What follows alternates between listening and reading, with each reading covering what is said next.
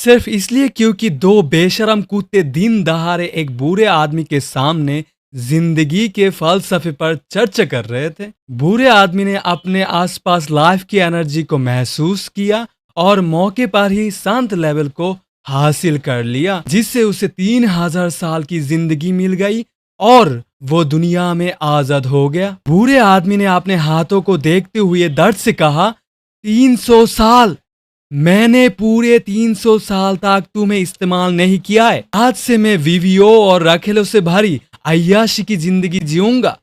क्या बात, अय्याशी की जिंदगी जिएगा।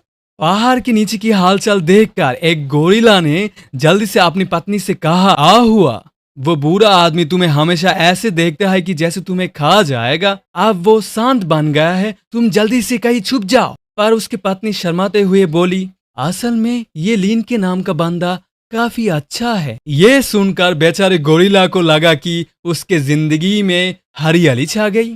ये कहानी 300 साल पहले शुरू होती है। मैं अर्थ पर 21वीं सदी का एक आम नौजवान था। एक एक्सीडेंट में मुझे इस अनजान दूसरी दुनिया में पहुंचा दिया, सिर्फ इसलिए क्योंकि मेरा शरीर बहुत ज्यादा ताकतवर था। मैंने एक कोठे में लगातार 7 औरत को चित कर दिया।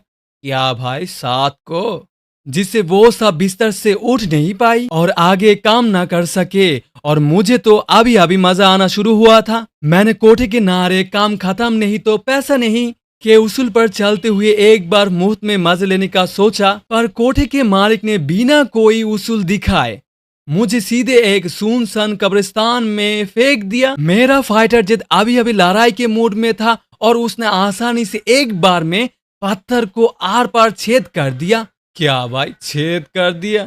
मैंने अपनी बीच की उंगली दिखाते हुए कहा, हरामखोरो, दुकानदारी ईमानदारी से नहीं करते और ऊपर से ग्राहक को मारते हो, तुम्हारा धंधा कभी नहीं चलेगा। ये सुनकर एक गुंडे ने आकर मुझे एक और घुसा मारा और बोला, साले 7-8 लड़कियां बेहोश हो गई और तू एक पैसा भी नहीं निकाला, मैं धंधा करूं या नहीं? इस चोट से मेरा होश धीरे धीरे धुंधला होने लगा। मैंने मन में सोचा, क्या दूसरी दुनिया में आकर राज करने का मेरा सपना यही खत्म हो जाएगा? तभी दूर से एक रोशनी की किरण तेजी से आई और सीधे मेरी फाइटर जेट से टकरा गई, जिससे मेरी आधी जान निकल गई। हाँ भाई, क्या बताऊं, उस जगह पर लगी तो जान निकल जाती है।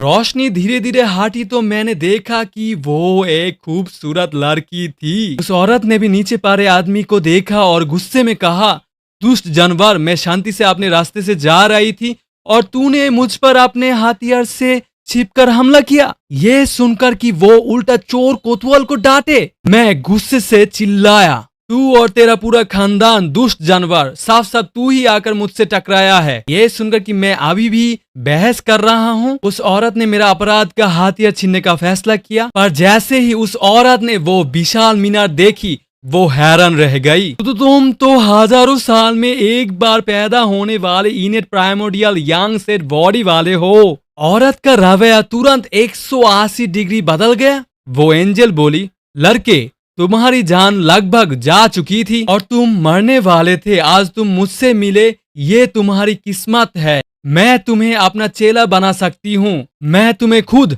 Non young divine art सिखाऊंगी। ये तुम्हारी शरीर के लिए बिल्कुल सही है। ये न सिर्फ तुम्हारी जान बचाएगा बल्कि तुम्हारी ट्रेनिंग को भी तेजी से आगे बढ़ेगा। लेकिन जब से तुम इसे सीखना शुरू करोगे, तुम एक बार भी अपना प्राइमोडियल यंग बाहर नहीं निकल सकते, वरना तुम्हारी सारी मेहनत बर्बाद हो जाएगी और तुम आग में जलकर मर जाओगे। जब तुम शांत लेवल को पार कर लोगे तब हम फिर मिलेंगे। इस तरह मैंने पूरे 300 साल तक सब्र किया। आखिरकार मेरी ट्रेनिंग पूरी हो चुकी और मैं शांत लेवल पर पहुंच गया। जैसे ही मैं खुश हो रहा था, मेरे पैरों के नीचे एक टेलीपोर्टेशन सर्कल बन गया। अब शांत बन चुका मैं एक नजर में समझ गया कि ये एक समन करने वाला जादू है। नीचे की दुनिया के कुछ लोग भारी कीमत चुका कर ये रिचुअल कर रहे थे। अच्छा ही है, अपनी शांत वाली ताकत को आजमाने का मौका मिलेगा। अब नीचे की दुनिया में जाकर थोड़ा शो ऑफ करूंगा और अपना हरम बनाऊंगा। मैंने तुरंत बिना कपड़ों के ही उस टेलीपोर्टेशन सर्कल में छलांग लगा दी। उसी समय एक औरत भारी श्रद्धा से प्रार्थना कर रही थी, ईश्वर, हमारे लिए देश में आज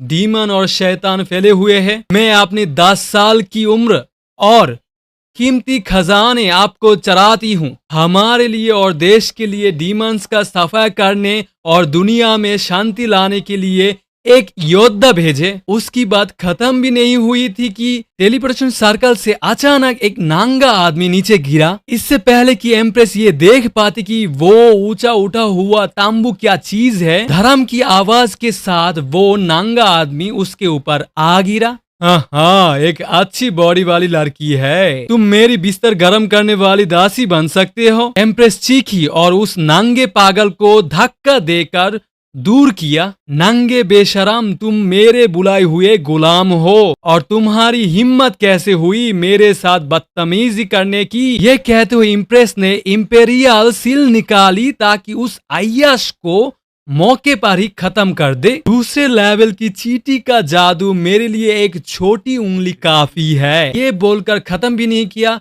अगले ही पाल में जमीन के नीचे बुरी तरह दबा हुआ था। एम्प्रेस ने आह भरी, पुरखों के प्राचीन समन सर्कल ने बस एक ऐसा ठरकी बुलाया, क्या होगा? और मैं हैरान था। मेरी 300 साल की शांत लेवल की मेहनत पर बुरी तरह से पाबंदी लग गई है। मेरा सान गोलपोट जो 108 पहाड़ों को जला सकता था, अब ऐसी चिड़िया जैसा चीज बन गया। एम्प्रेस ने देखा कि ये पागल उसके हमलों से बिना किसी खरोच के बच गया। वो भी हैरान हुई। फिर मैंने अपने बगल में एक प्राचीन खंबा देखा। सोचा नहीं था कि दूसरे लेवल की एक लड़की के पास ऐसी चीज होगी। मैंने तुरंत उस चीज को हजम करने की तैयारी की। मैंने पूरी ताकत से एक हथेली मारी। मेरी ताकत पर लगी पाबंदी के कारण मैं सिर्फ कॉन्ट्रैक्ट की शर्तों को थोड़ा बहुत ही बदल पाया। अब से कॉन्ट्रैक्ट में मालिक और गुलाम की जगह बदल गई थी। कमबख्त औरत, तूने कॉन्ट्रैक्ट से मेरी ताकत को बांध दिया।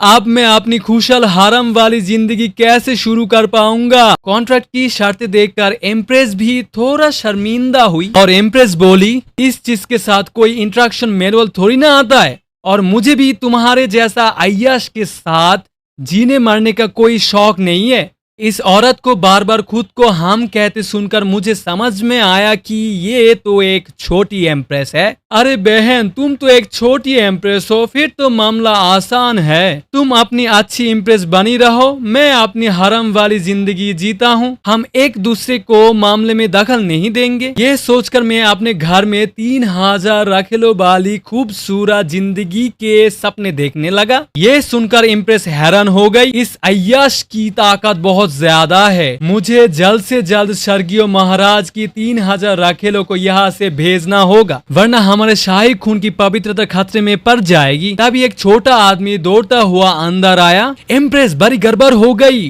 वन महल में भूत ने एक जान ले ली। लोवे एम्प्रेस ने कहा, जल्दी से मुझे वहाँ लेकर जाओ। मैंने एक झटके में कपड़े बदले और कहा कि मैं भी साथ चलकर देखना चाहता हूँ। पर लोवे ने सोचा कि शोआन महल राजमाता का महल है और इस अय्याश को साथ ले जाने की बात को सख्ती से मना कर दिया। लगता है इस छोटे एम्प्रेस को मालिक गुलाम के कॉन्ट्रैक्ट के बारे में कुछ गलत फहमी है। मैंने उसे हकीकत का आईना दिखाने का फैसला किया। मालिक के बाद सलाह नहीं, हुक्म होती है। मैंने बस अपना छोटा हाथ हल्का सा घुमाया और लोवेई बन गई। मैं महान ली देश की एम्प्रेस हूँ।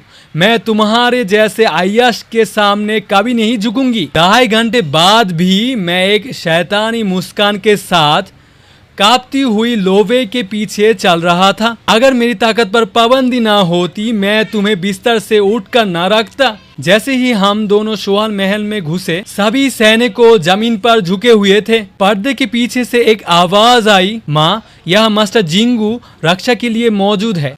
बेटे पर देश के बहुत काम है, आप जल्दी से यहाँ से जाइए। पर लू वेई ने तलवार खींचकर चिल्लाई, चुड़ैल, तू मुझे बेटा कहने लायक नहीं है। एक ही झटके में उसने बिस्तर के पर्दे को टुकड़े टुकड़े कर दिया, जिससे एक मैच्योर और सेक्सी बड़ी बहन सामने आई। ये देखकर मेरा दिल गार्डन गार्डन हो गया। वाह, क्या पक्का हुआ लड़की है यार। और इसी सीन के साथ ये एपिसोड खत्म होती है। अगर आपको दूसरी एपिसोड चाहिए तो कमेंट कर बोल सकते हो।